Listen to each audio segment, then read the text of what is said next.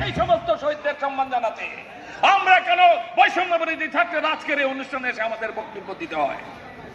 আজকে কুমিল্লা অধিকার আদায়ের প্রশ্নে বাংলাদেশের এত নেতা গিয়েছে, কুমিল্লার এত মন্ত্রী জন্ম হয়েছে, এত এমপির জন্ম হয়েছে স্বাধীনতার পর থেকেই পর্যন্ত।